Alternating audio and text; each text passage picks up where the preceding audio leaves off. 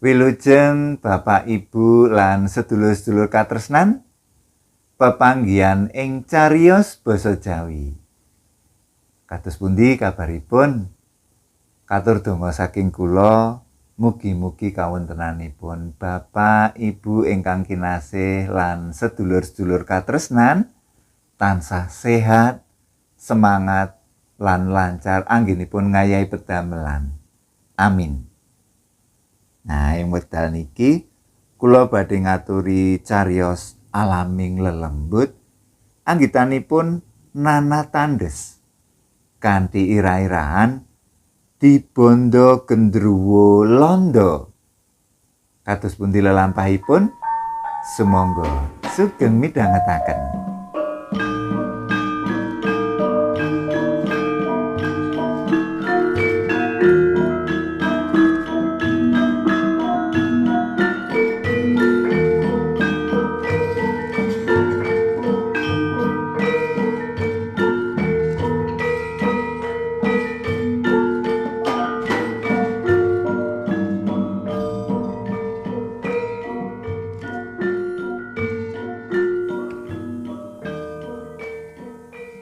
Kedadean iki dialami dening kancaku aran Darman taun 1980. Dheweke mono pegawai kantor radio bagian operator studio.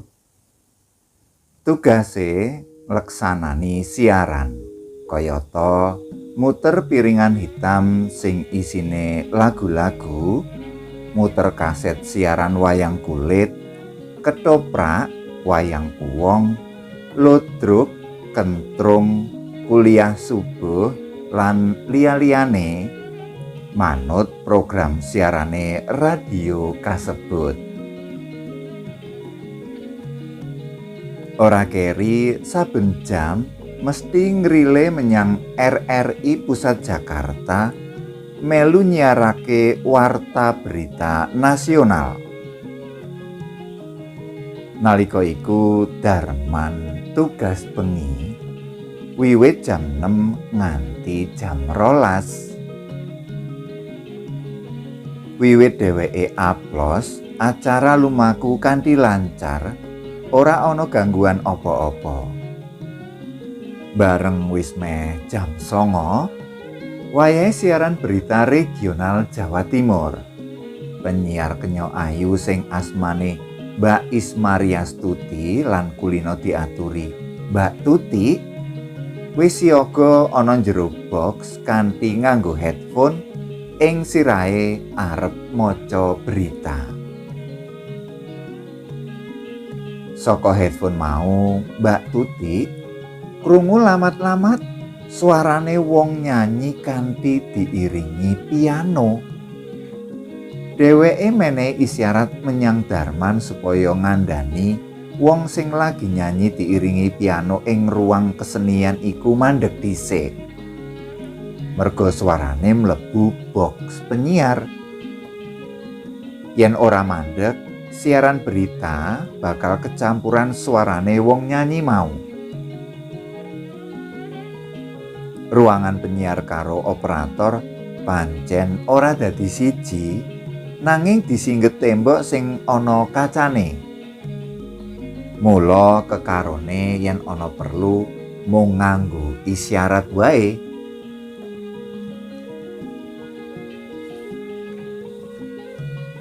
Oleh isyarat saka Mbak Tuti, Darman age-age mlaku menyang ruang kesenian. Gandeng bengi iku ora ana siaran kesenian, mula lampune ruangan dipateni kabeh. Mung dingenge siji tur remeng-remeng. Mlebu ruang kesenian karo mindik-mindik jinjit. Darman arep gawe kagete sing lagi nyanyi karo diiringi piano iku. Nanging Darman kaget. Senajan isih keprungu suarane wong wadon nyanyi, nanging ing ruang kesenian iku ora ana sapa-sapa. Sing diweruhi Darman mung tut-tute piano obah-obah kaya lagi dimainake kae. Saknalika gitoke Darman mengkorok, awake ndredeg. Cengkelak dheweke mlayu sipat kuping balik menyang ruang operator.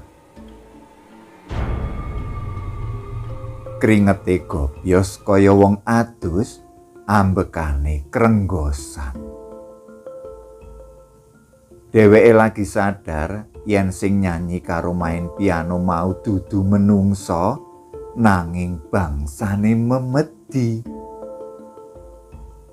Tujuane Darman mau arep ngageti, jebul malah diwedeni.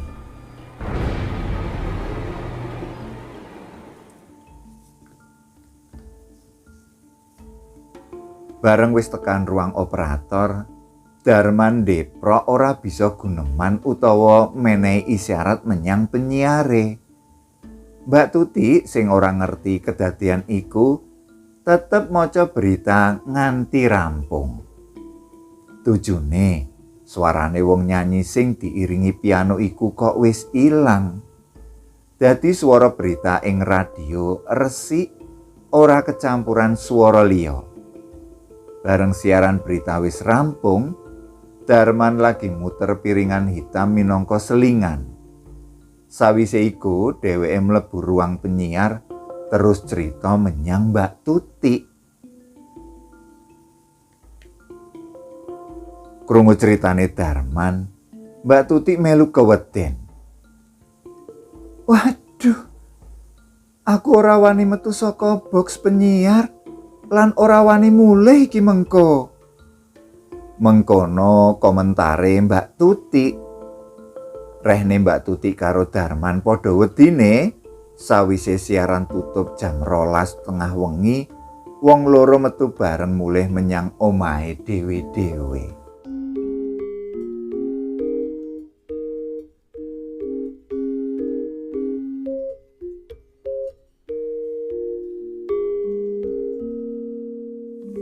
Yen dhisik Darman bagian operator studio, saiki dheweke dimutasi menyang bagian pemancar ing lantai loro. Tugase ngoperasikake alat pemancar. Pemancare ana FM lan AM. Pemancar FM jangkauane ora pati adoh, kurang luwih ing kutha Surabaya lan sakupenge wae. Dene pemancar AM jangkauane luwih adoh. Kajaba Jawa Timur lan Jawa Tengah uga bisa nganti tekan luar Jawa. Kayata Kalimantan, Lampung, Bali lan Timor-Timur. Iku bisa dideleng saka tekane layang-layang saka pamirenge. Bengi iku Darman tugas jam 12 nganti jam 6 esuk. Merga wektu iku radione siaran 24 jam. Sawise ngaplosi kancane jam 12, Darman nunggoni pemancar sing dadi tanggung jawabe. Alat pemancar nalika dioperasikake mesti panas kaya mesin sepeda motor utawa mobil. Mula ruangane kudu ana AC-ne. Kanggo ngedemake pemancar, suhune AC diatur nganti 18 derajat Celcius. Kanggone alat pemancar tansaya adem tansaya apik. Nanging kanggone menungsa, adem semono iku ndadekake awake kademen lan kathuken. Supaya awake ora dadi es, Darman banjur metu saka ruang pemancar terus lungguh ana kursi. Kajaba ana kursi, ngarepe ruang pemancar uga ana mejane. Dadi sing lagi dinas bisa nyeleh barang apa wae ana kono. Lagi leyeh-leyeh sedhela keprungu suarane wong mlaku saka lantai ngisor. Darman sing pancen ora turu iku banjur ndeleng sing lagi teka terus nyopo. Sugeng dalu, Pak. Pranyata wong sing disapa iku Pak Zainal minangka Kepsta utawa kepala stasiun. Panjenengane pucuk pimpinane kantor radio kono. Ya, wangsulane. Banjur pitakone abang-abang lambe. Dinas dini hari, Thomas. Inggih, Pak. Ijen, ora ana kancane. Inggih, Pak. Piyambak mergi tenaganipun winates. Yen ngantuk, tinggalen turu wae, Mas. Inggih, Pak. Wangsulane Darman ayem merga oleh lampu ijo saka pimpinan. Sawise kandha mengkono iku, Pak Zainal banjur mlaku menyang studio. Mbok menawa mriksa sapa sing lagi siaran. Ngono batine Darman. Darman ngetutake lakune pimpinane mau kanthi panyawange. Adohe nggone Darman lungguh menyang studio mung wetara 20 meter. Nanging bareng Darman kedhep, Pak Zainal kok wis ora ana. Darman ngira yen panjenengane wis mlebu studio. Mulane wis ora katon. Darman banjur mbacutake olehe leyeh-leyeh. Nanging ing jero atine isih mikir bab iku mau. Kok krasa aneh. Ngono. Rong dina candhake, pas ora dinas, Darman mara menyang ruangan TU merga ana keperluan. Dilalah kepethuk Pak Zainal. Mula dheweke banjur takon, "Kala winginane dalu, menapa Bapak tindak miyos ngajengipun ruang pemancar?" "Jam piro, Mas?" Wangsulane Pak Zainal ganti takon. "Wetawis jam 1:00. "Ora ki, Mas. Wiwit sore aku wis turu kok." "Kenapa?" "Engkang miyos ngajeng kula kok kados Bapak," wangsulane Darman. "Dudu aku, Mas. Mbok menawa wong liya." Krungu wangsulane Pak Zainal, Darman gumun lan sujana. Merga nalika iku Pak Zainal bener-bener disapa lan mangsuli kaya lumrahe pimpinan menyang anak buahe. Mula dheweke banjur nyocokake takon menyang kanca penyiar sing wektu iku uga lagi dinas. Apa Pak Zainal nyambangi? Kanca penyiar kandha yen ora ana wong nyambangi. Merga wangsulane Pak Zainal karo penyiar iku padha. Mula Darman gawe kesimpulan yen wong sing nyambangi bengi-bengi memper Pak Zainal kae dudu menungso, nanging embuh sapa. "Ih, mengkirik aku," ngono grenenge Darman.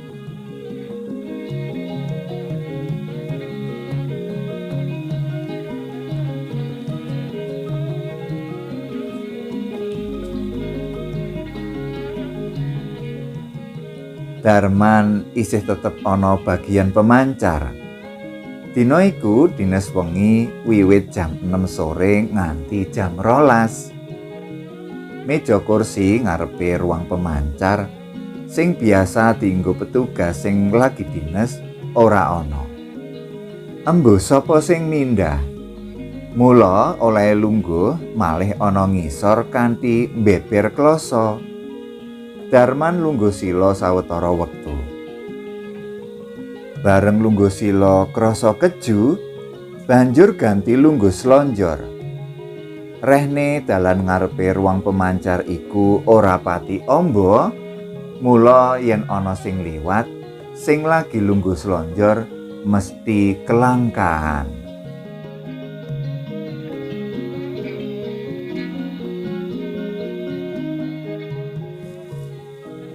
Watara jam 11, Saka lantai ngisor keprungu swara sepatune wong sing mlaku munggah menyang lantai loro. Bareng Darman ndeleng sing teka, pranyata wong loro iku Bagus, penyiar sing dedeke gedhe dhuwur, karo Samsul sing bathuke jembar bagian teknik prasarana. Weruh Darman lagi lungguh slonjor, Bagus saja ora seneng terus gremeng nesu. Lungguh kok ning dalan. Ngene iki lak ganggu sing liwat. Digremengi kaya ngono iku Darman meneng wae. Iku dianggep guyon. Merga padha-padha karyawan pancen sering guyon. Senajan nadane kaya nesu, nanging janjane ngono mung gojekan. Mula gremengane Bagus mau dianggep guyon wae. Mari digremengi Bagus, saiki genten digremengi Samsul. Wong ngene iki njaluk dibungkus beke.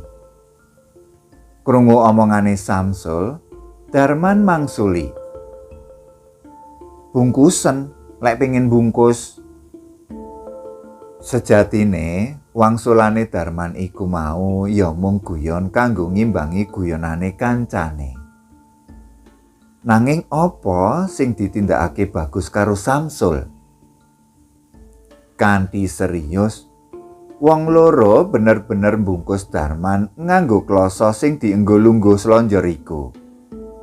Lan sing digumuni Darman, embuh saka ngendi ujug-ujug wong loro iku kok wis nyekel tali plastik dawa gedene sak driji terus diubet-ubetake Darman wiwit saka sikil nganti tekan pundak.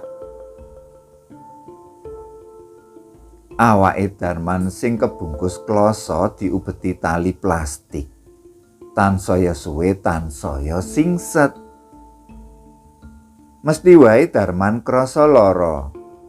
Gumune Darman sing ping pindho oleh ngubetake tali iku kok cepet banget.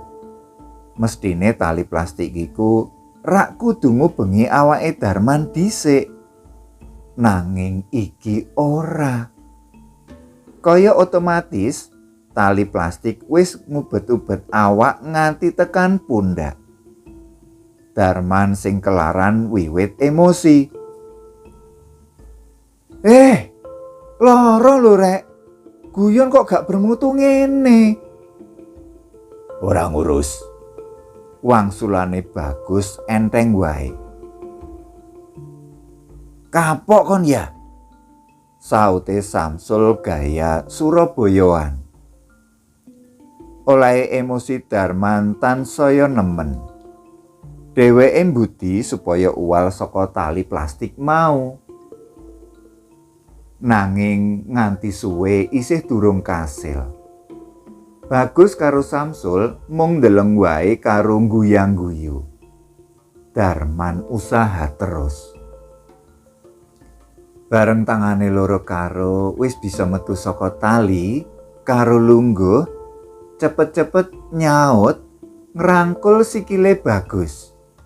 Saking nesune Darman oleh ngrangkul sikile Bagus tansaya dikencengi. Sajake Bagus ya krasa kelaran. Dheweke bekah beku sambat. Karo gregeten Darman oleh ngrangkul tansaya dikuwati meneh. Lan embuh kepiye larane, sikil sing dirangkul iku kok malih nganggo sepatu lars sing dhuwure sak dengkul. Karo isih ngrangkul sikil, Darman banjur nyawang dhuwur, nyawang raine Bagus. Yen maune sing dirangkul iku jan bener-bener Bagus kancane sak kantor, mak jelek. Ujug-ujug Bagus malih rupa dadi londo sing luwih gedhe dhuwur meneh. Rambute pirang, irunge mbangir, kulite putih rada abang. Weruh kaya ngono iku Darman tansaya nekat. Mati nglawan londo arep tak lakoni. Ngono batine Darman. Dumadakan awake Londo iku pedhot wiwit pupu. Sabanjure mumbul karo ngguyu cekakaan dawa.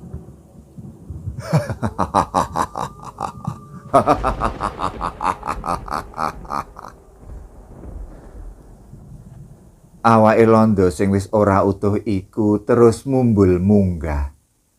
Aneh, awak Londo semono gedene kok ora nabrak plafon, nanging terus ilang musna embuh menyang ngendi parane. Dene makhluk sing mirip Samsul mau uga wis ilang. Darman kami tenggengen. Bareng wis rada sadar lan eling yen isih ngrampul pedhotane sikile Londo sing nganggo sepatu Lars, Darman langsung ngecolake sikil iku terus melayu sipat kuping tumuju menyang pos satpam sing panggonane cedhak lawang mlebu latare kantor.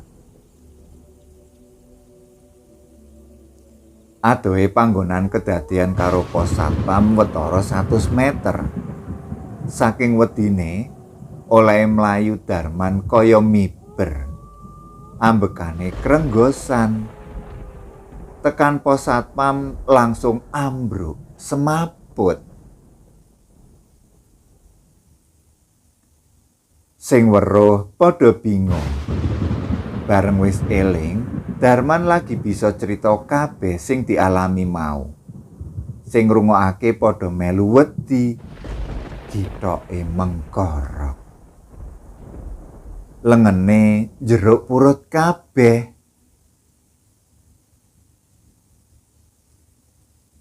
Nganti saiki, seksi bisu arupa gedung kantor radio, ruang pemancar lan tower sing dhuwure 150 meter iku isih ana. Yaiku ing Jalan Pemuda 82 90 Surabaya.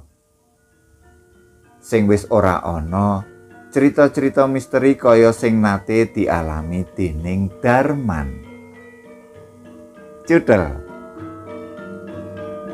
mekaten waosan saking cariyos basa Jawi. Mugi ndadosaken panglipuraning penggalih. Cekap semanten kula nyuwun pamit. Matur nuwun.